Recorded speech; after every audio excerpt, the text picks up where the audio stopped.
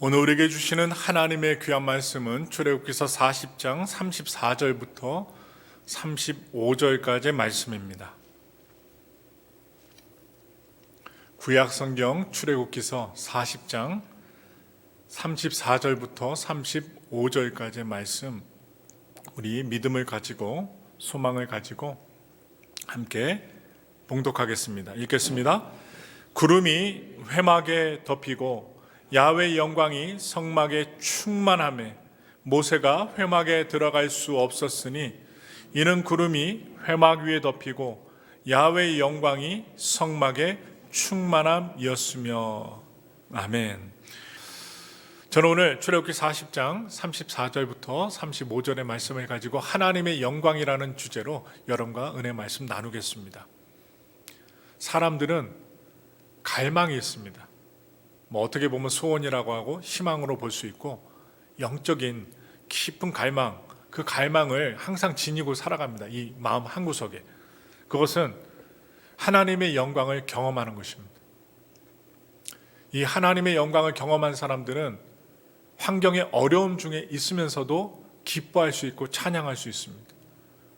세상 사람들이 이해할 수 없는 일을 그 하나님의 영광을 경험한 사람이 지나가는 가운데 세상 사람들은 이해할 수 없지만 그 하나님의 영광을 경험한 사람은 아무리 어렵고 힘든 칠흑 같은 어둠 속이라 할지라도 걸어가게 되고 신락 같은 그 빛을 바라보고 하나님의 영광을 체험하고 또 체험합니다. 그래서 이사야 선지자는 하나님은 이런 분이다 이렇게 선포하셨어요. 다 같이 이사야서 43장 7절의 말씀 함께 읽겠습니다.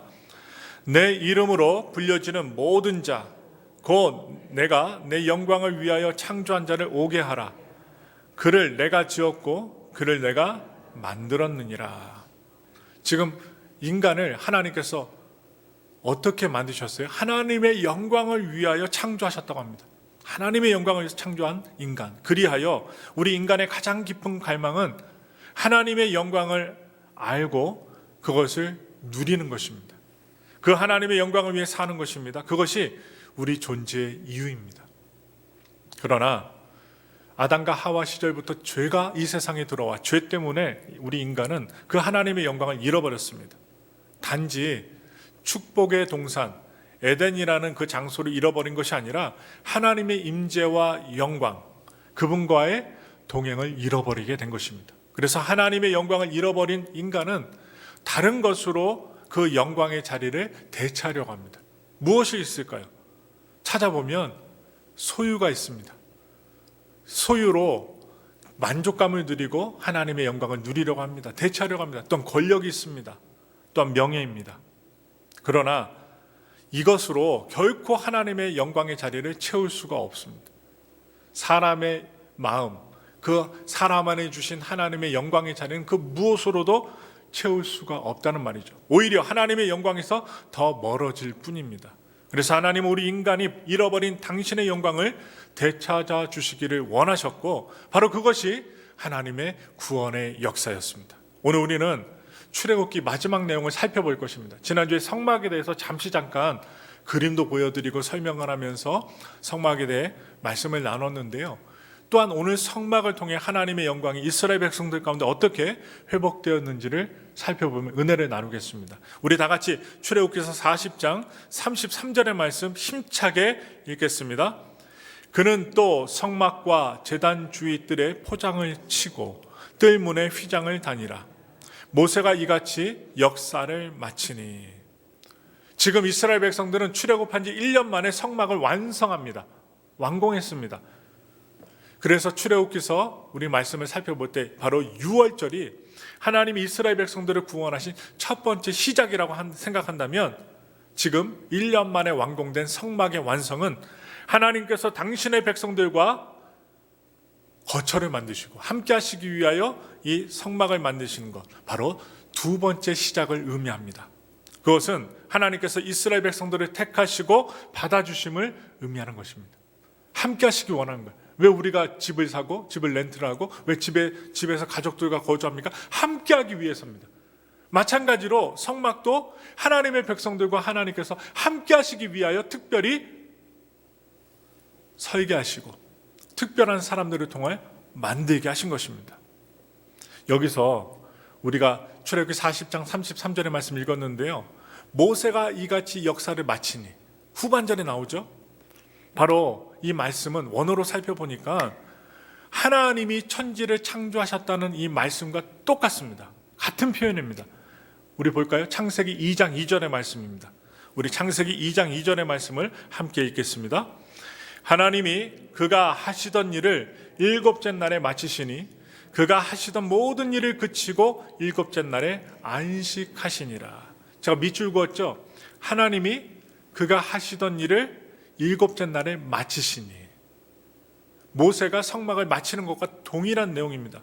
바로 하나님은 이 땅에 하나님의 영광을 보이시기 위하여 천지를 창조하셨습니다. 그리고 하나님은 이제 인간들이 만들어 놓은 죄로 타락한 이 세상에 다시 한번 바로 하나님의 영광을 나타내시기 위하여 지도자였던 모세를 세우시고, 또한 모세를 통하여 하나님과 만남이 있는 하나님의 영광이 임하는 성막을 짓게 하신 것입니다. 바로 이스라엘 백성들에게 이 성막의 창조는 천지 창조와 같은 사건이라고 볼 수가 있다는 것이죠. 더 나아가 출애굽기 40장 34절의 말씀 함께 읽겠습니다. 구름이 회막에 덮이고 야훼의 영광이 성막에 충만하매. 여러분, 기도하시다가, 예배를 드리시다가, 찬양하시다가, 아니면 부흥에 참석하셨다가, 아니면 집에서 개인적으로 기도하실 때 하나님이 여러분과 함께 하시면 어떤 일이 일어날까요? 충만함이 임합니다. 가진 게 없는데 든든해집니다. 응답을 안 받았는데 꼭 응답받은 것 같은 느낌이 듭니다. 심한 중병에 걸렸는데 사람들은 죽는다, 의사들은 죽는다는데 하나님의 영광이 임하면 살 것만 같은 느낌이 듭니다. 하나님의 말씀으로 고치시고 살려주십니다. 여러분, 이 성막에 여호와의 영광이 충만했습니다. 히브리어로 영광은 카보드라고 합니다. 카보드. 이 카보드는요, 무겁다라는 동사 카베드라는 단어에서 유래했어요. 하나님의 영광은 무엇이냐? 무게가 있다는 거예요. 결코 가볍지 않습니다. 하나님의 영광은 무게가 있어요. 이 성막에는 엄중하신 하나님의 약속이 담겨 있습니다. 무게가 있는, 이랬다 저랬다 하는 약속이 아니라 한번 약속하시면 반드시 이루시는 무게가 있는 언약의 약속을 하나님은 이스라엘 백성들에게 약속하셨습니다. 출애굽기 29장 45절의 말씀 믿음으로 읽겠습니다. 내가 이스라엘 자손 중에 거하여 그들의 하나님이 되리니. 이 하나님의 약속은 금송아지 우상을 만들었던, 하나님을 배반했던 이스라엘 백성들, 그들의 모습에도 불구하고 여러분 취소되지 않았습니다. 없어지지 않았습니다. 하나님을 배반해 언약한 거 취소할 거야, 약속한 거 취소할 거야, 계약한 거 취소할 거야, 이러지 않으셨어요. 하나님의 사랑은 이처럼 이스라엘의 죄보다 더 크고 더 넓고 더 깊으셨습니다. 그러나 이 성막에는 또한 구약 성경에서 말하고 있는 피 흘림이 없으면 죄사함이 없다는 하나님의 공의가 담겨져 있었습니다. 그래서 반드시 죄를 지으면 죄에 대한 대가로 희생제물이 성막의 번제단에서 활활 타올라서 여러분 죽어야만 했습니다. 없어져야만 했어요. 이처럼 이스라엘의 반역과 부패에도 불구하고 하나님은 바로 죄 지었던 이스라엘 백성들과 함께 하시기로 결정을 하셨습니다. 그것은 바로 이스라엘 백성들이 하나님과 약속한 언약의 백성들이었기 때문입니다.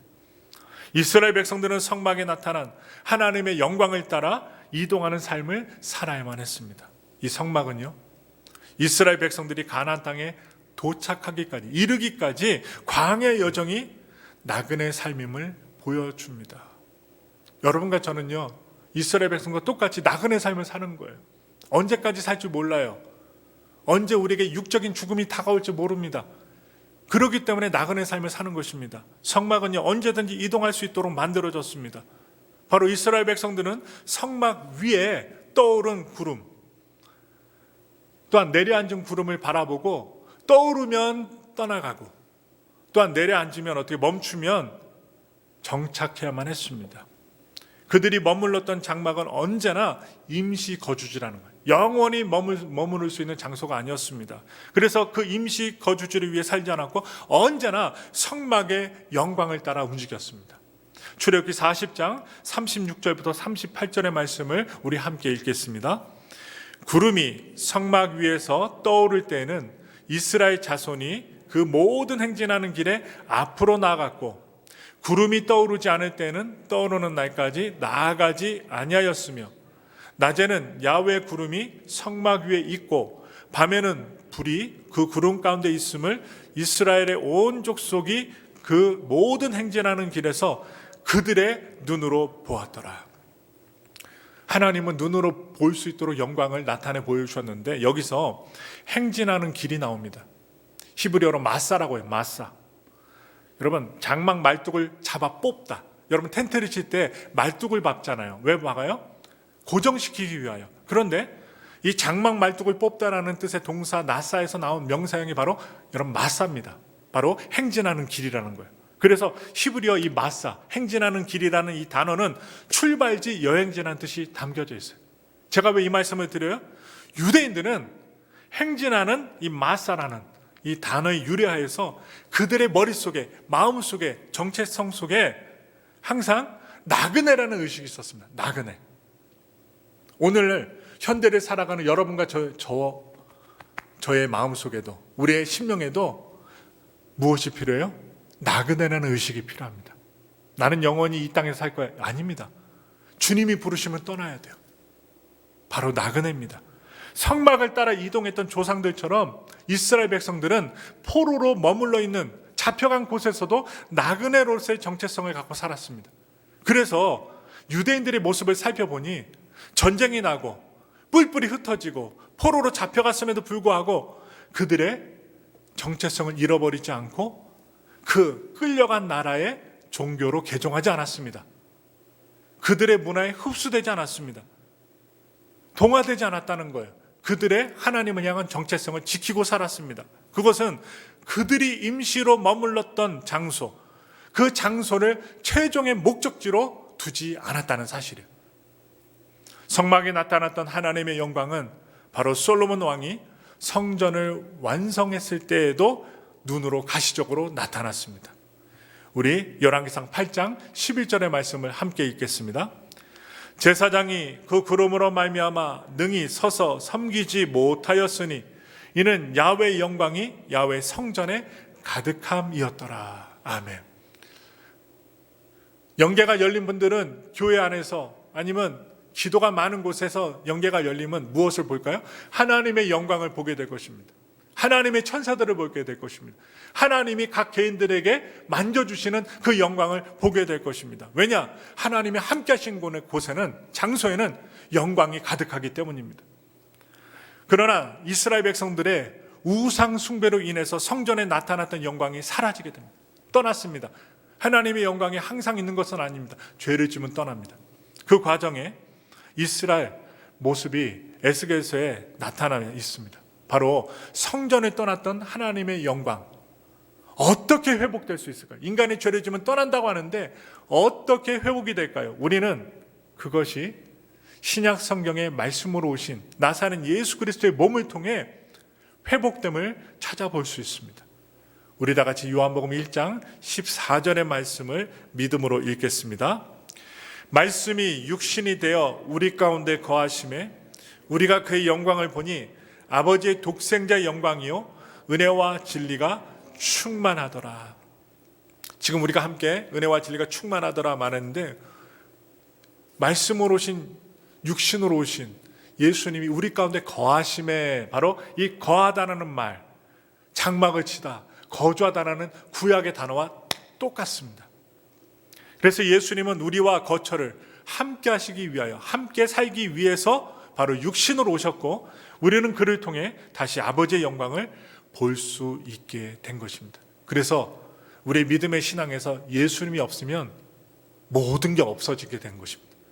예수님을 통해 우리가 구원을 받고 하나님의 영광을 볼 수 있기 때문입니다.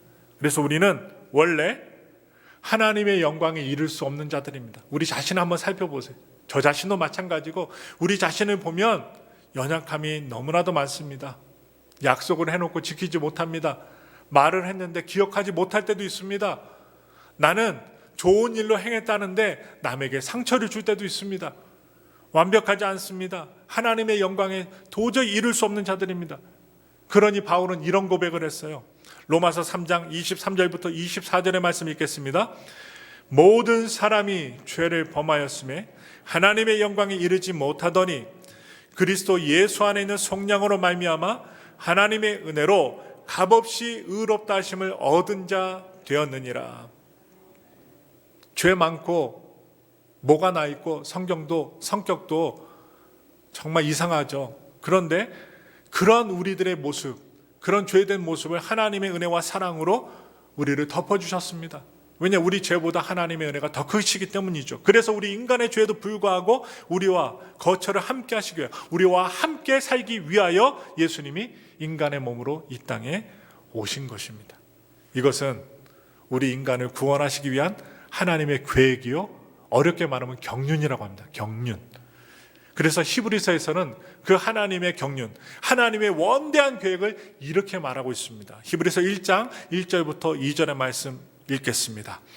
옛적에 선지자들을 통하여 여러 부분과 여러 모양으로 우리 조상들에게 말씀하신 하나님이 이 모든 날 마지막에는 아들을 통하여 우리에게 말씀하셨으니 이 아들을 만유의 상속자로 세우시고 또 그로 말미암아 모든 세계를 지으셨느니라.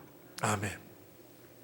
바로 성막이 구약 시대에 하나님의 영광을 드러내는 통로가 되었다면 바로 신약에 나타난 예수님은 하나님의 영광을 계시하는 통로였다는 사실입니다. 그래서 그 예수님의 그 통로를 통하여 여러분 우리는 하늘나라에 들어갈 수 있고 또한 이웃과도 사랑할 수 있게 된 것입니다. 그게 바로 뭡니까? 십자가 사랑입니다. 십자가 구원입니다. 히브리서 1장 3절의 말씀 읽겠습니다. 이는 하나님의 영광의 광채시요 그 본체의 형상이시라. 그의 능력의 말씀으로 만물을 붙드시며 죄를 정결하게 하는 일을 하시고 높은 곳에 계신 지극히 크신 이의 우편에 앉으셨느니라. 아멘. 구약시대 성막이 지난주 우리가 번제단에서 다 죄를 태우잖아요. 속죄제물을 가져다가 다 태워버리잖아요. 왜 태웁니까? 내 죄 때문에 동물이 희생양이 된 거예요. 그래서 성막이 죄를 정결케 하고 하나님의 영광을 보여주는 통로였다면 이 신약시대 예수님은 죄를 정결케 하고 하나님의 영광을 보여주는 통로라는 사실이에요. 따라서 이스라엘 백성들이 성막에 나타난 하나님의 영광을 따라 이동하는, 움직이는 삶을 살았더라면 우리는 예수님을 통해 보게 되는 하나님의 영광을 따라 이동하는 삶을 살아야만 한다는 것입니다. 그런 원리와 법칙이 있어요. 그래서 하나님의 언약이 있는 하나님의 백성들은 광야 같은 인생에서 늘 항상 길 위에 선 존재들입니다.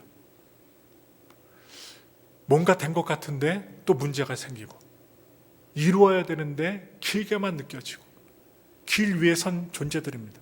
우리가 지금 머물고 있는 곳은 어떤 장소예요? 임시초소입니다. 그래서 우리는 본향을 찾는 자로 살아야 됩니다. 본향을 찾는 자. 하늘에 소망을 두고 살아야 된다는 것이죠. 그래서 히브리서에 나오는 믿음의 선배들, 믿음의 선진들이 그러한 삶을 살았다라고 기록이 나와 있어요. 히브리서 11장 13절부터 14절의 말씀 읽겠습니다. 이 사람들은 다 믿음을 따라 죽었으며 약속을 받지 못하였으되 그것들을 멀리서 보고 환영하며 또 땅에서는 외국인과 나그네임을 증언하였으니 그들이 이같이 말하는 것은 자기들이 본향 찾는 자임을 나타냄이라. 지금 믿음의 이 사람들은 이 세상이 약속하는 영광의 마음을 빼앗기지 않았습니다. 그렇다고 가난하게 살라는 말이 아니에요. 이 세상이 주는 유혹에 빠져 살지 않았습니다. 그 영광이 하나님이 약속하시는 영광과 좋게 비교할 수 없었기 때문에 하늘의 본향을 따라 살았다는 거예요. 그들은 더 나은 본향을 사모했습니다. 오늘 예배 드리시는 우리 귀한 성도님들이요, 정말로 하늘의 본향, 하나님이 계시고 예수님이 계시는 그 본향을 사모하며 사십니까? 정말로 본향을 사모하며 사시는 분들이 되기를 바랍니다. 히브리서 12장 16절 말씀 우리 다 같이 읽겠습니다. 그들이 이제는 더 나은 본향을 사모하니 곧 하늘에 있는 것이라. 이러므로 하나님이 그들의 하나님이라 일컬음 받으심을 부끄러워 아니하시고 그들을 위하여 한 성을 예비하셨느니라. 아멘. 믿음의 사람들은 하늘의 본향을 사모하는 사람들입니다. 이 땅의 것만 추구하고 사는 사람들이 아니라는 거예요. 그래서 기독교 변증가인 C.S. 루이스가 이런 말을 했어요. 영광의 무게라는 책에서 천국에 대한 성경의 약속을 5가지로 요약하여 알려줍니다. 첫째는요, 우리는 그리스도와 함께 있을 것이다. 둘째는 우리는 그리스도처럼 될 것이다. 그래야죠. 영광의 형체로 바꿔주시니까요. 셋째는 우리는 영광을 얻게 될 것이다. 넷째, 우리는 어떤 의미에서 잘 먹거나 대접을 받거나 즐거워하게 될 것이다. 이 땅에서 고통스럽게 살았는데 또 문제가 많았고 힘들었고 또 어려운 문제를 푸느라 스트레스 받으며 살았는데 주님 나라 가서까지 스트레스 받으면 안 되잖아요. 그래서 즐거워하고 또한 대접을 받고 어떤 의미에서 잘 먹게 될 것이다 이야기합니다. 마지막 5째는 우리는 우주에서 일종의 공식적인 지위를 얻게 될 것이다 라고 변증했습니다. 그런데 그는 우리가 천국에서 얻게 될 영광을 언급하면서 바로 그것이 우리가 생각하는 우리 머릿속에 경험으로 남아있는 인간적인 명예와 같은 것이 아니라고 주장합니다. 그는 그 영광이 우리 같은 피조물들이 나타내고 부여하는 명예가 아니라 하나님이 알아주시는 명예라는 거예요. 하나님이 알아주시는 명예. 여러분, 우리가 봉사합니다. 헌금도 합니다. 예배도 드립니다. 그런데 나 자신의 믿음을 위해서 예배드리고 기도하고 헌금 생활하잖아요. 그런데 가장 중요한 것은 무엇 때문에 합니까? 하나님이 알아주시기 때문에 하는 거예요. 하나님이 알아주시기 때문에. 봉사도 마찬가지입니다. 하나님을 위해서 선교하고 봉사하는 모든 이들이 나 자신의 유익을 위해서 한다면 여러분 한계가 있습니다. 하다가 중도 포기하게 됩니다. 그런데 하나님이 알아주시기 때문에 사람들이 알아주지 않더라도 내가 하나님의 일을 행한다면 결코 멈추지 않습니다. 그리고 이 사회가 기독교인들의 선교와 헌신과 사랑을 통해서 많은 배고프고 어려운 사람들이 또한 그 배고픔에서 해결받고 죽음과 의료시설이 척박한 아프리카 오지에서도 기독교인들이 먼저 찾아가 하나님의 사랑을 전할 때 그들에게 생명이 전달되었고 하나님의 역사, 하나님의 은혜, 하나님의 영광이 나타난 것입니다. 그들이 보여주기 위해서 합니까? 아닙니다. 하나님이 알아주신 그 명예를 따라 행하는 것입니다. 바로 예수 그리스도를 통하여 하나님이 우리를 알아주시고 자녀로 받아주신 것은 너무나도 영광스러운 일입니다. 우리가 예수님께서 피 흘리심으로 나의 죄가 용서받았음을 믿을 때 우리의 삶에는 하나님의 구원의 여정이 시작이 됩니다. 그런데 그것이 전부가 아니라는 거예요. 바로 구약시대 이스라엘 백성들이 하나님의 영광이 나타난 성막을 따라 움직였던 것처럼 바로 우리는 하나님의 영광인 예수 그리스도를 따라가는 2번째 구원의 여정을 떠나야 한다는 것입니다. 그래서 C.S. 루이스는 우리 그리스도인들이 누릴 영광이 무엇인지에 여러분 그치지 않았어요. 그 영광에 대한 무게, 여러분 하나님의 영광은 무겁다고 했죠? 가볍지 않습니다. 그 영광에 대한 책임을 감당해야 된다고 권면합니다. 그가 말하는 영광의 무게는 다름이 아니라 이웃과 함께하는 영광입니다. 이웃이 누굽니까? 제일 먼저 내 가족입니다. 그 다음은 옆에 있는 이웃들입니다. 따라서 우리가 기억해야 할 것은 우리가 대화를 나누는 이들이 그저 죽어서 사라질 존재가 아니라는 사실이에요. 그것을 기억해야 됩니다. 그래서 그들은 불멸의 소름 끼치는 존재가 되거나 영원한 광채가 될 사람이라는 것입니다. 특히 그 이웃이 그리스도인들이라면 그 안에는 그를 영광스럽게 하시는 분이자 영광을 받으시는 분, 바로 하나님께서, 바로 예수님께서, 성령님께서 내주하고 계심을 기억해야 한다는 것입니다. 그런 면에서 하나님의 영광을 따라 산다는 것은 무거운 일입니다. 무거워요. 바울은 이렇게 얘기합니다. 우리 다 같이 고린도후서 4장 17절의 말씀을 함께 읽겠습니다. 우리가 잠시 받는 환난에 경한 것이 지극히 크고 영원한 영광에 중한 것을 우리에게 이루려 함이니. 예수님을 믿으면 항상 형통할까요? 아니라는 거예요. 기도 많이 하고 말씀 잘 전하는 목사는 형통할까요? 아니라는 거예요. 어느 누구에게나 환난이 있다는 거예요. 이 영광의 무거운 것을 성취하기 위해서 우리는 환난을 통과해야만 한다는 것입니다. 누구에게나 환난이 있습니다. 문제가 있다는 거예요. 그러나 그것은 하나님의 영광의 무게에 비해 가벼운 것입니다. 그래서 바울은 이렇게 우리들에게 권면합니다. 로마서 8장 17절의 말씀을 읽겠습니다. 자녀이면 또한 상속자 곧 하나님의 상속자요 그리스도와 함께한 상속자니 우리가 그와 함께 영광을 받기 위하여 고난도 함께 받아야 할 것이니라. 우리 영광만 보잖아요. 하나님의 축복만 바라보잖아요. 그것만 바라보지 말라는 거예요. 하나님의 영광을 받기 위하여, 누리기 위하여 고난도 함께 받아야 한다라고 사도 바울은 우리들에게 권면합니다. 또한 그뿐만이 아니에요. 야고보서 사도는 더 나아가 우리들에게 이렇게 권면합니다. 야고보서 2장 1절의 말씀 읽겠습니다. 네, 형제들아, 영광의 주 곧 우리 주 예수 그리스도에 대한 믿음을 너희가 가졌으니 사람을 차별하여 대하지 말라. 참 어려운 일이에요. 겉으로 나타나는 행동과 모습과 나에게 대하는 모습 때문에 우리가 어떻게 해요? 차별할 수 있다는 거예요. 나도 모르게 차별할 수 있다는 거예요. 잘 배우신 분들, 많이 배우신 분들은, 못 배운 분들은 차별할 수 있고, 예쁘고 잘생긴 분들은 좀 못생기고 아름답지 못한 분을 봤을 때는 나도 모르게 차별할 수 있다는 거예요. 그래서 이 말씀들은 우리가 그리스도를 따르며 이웃의 영광을 생각할 때 반드시 감당해야 할 삶이라는 것을 일러주고 있습니다. 그런 의미에서 영광은 결코 추상적인 개념이 아닙니다. 그냥 그림으로만 그리는 가득 찬 모습의 영광이 아닙니다. 사람을 차별하지 않는 것, 이웃을 사랑하는 거예요. 또한 용서해 주라는 거예요. 그것이 우리가 그리스도를 따라 살며 감당해야 할 하나님의 영광의 책임이라는 거예요. 이 말씀들을 우리가 기억하며 또한 묵상할 때 내가 그러지 못할 때가 많았구나 생각할 수 있어요. 그래서 하나님의 영광은 영원한데요, 하나님의 영광을 본 자는 영원한 것을 위해 사는 자들입니다. 그들은 하나님의 영광에 주목하며 이 땅에서 자신의 영광을 위한 성을 쌓아놓느라 바쁜 사람들이 아닙니다. 삶을 낭비하지 않습니다. 오히려 언제든지 하나님의 영광을 따라 삶을 재배치하며 하나님의 영광을 위해 사는 자들입니다. 그래서 우리는 예수 그리스도를 통하여 하나님의 영광에 이르게 되었습니다. 답답하세요?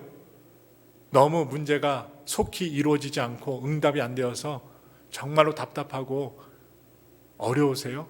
그러면 예수님을 바라보세요. 예수님 안에 참된 길이 있습니다. 참된 성품이 있습니다. 우리가 닮아야 될 모델이 바로 예수님을 통해 보여줍니다. 그래서 우리가 예수 그리스도를 통해서 하나님의 영광에 이를 수 있다는 말씀을 드리면서 하나님의 영광에 이르러야 우리의 삶에 치유가 일어납니다. 하나님의 영광에 이르러야 우리는 우상을 만들지 않고 헛된 영광을 구하지 않게 됩니다. 그래서 하나님의 영광에 이르러야 우리는 이웃을 위해 십자가를 질 수도 있게 됩니다. 저는 간절히 바랍니다. 세상이 점점 갈수록 문제가 생기고 어려움이 많을수록 각박해져 가고 있습니다. 교회마저도 문턱이 높아지고 있습니다. 이러한 때 저는 바라기를 하나님의 영광을 따라 그 영광의 책임을 감당하는 자들로, 저를 비롯하여 우리 모두가 그 책임을 감당하는 자들로 무거운 하나님의 영광을 힘들어하지 않고 정말 기쁨으로 감당하며 살아가는 우리 모두가 되기를 정말로 예수님의 이름으로 축원합니다. 우리 함께 기도하겠습니다.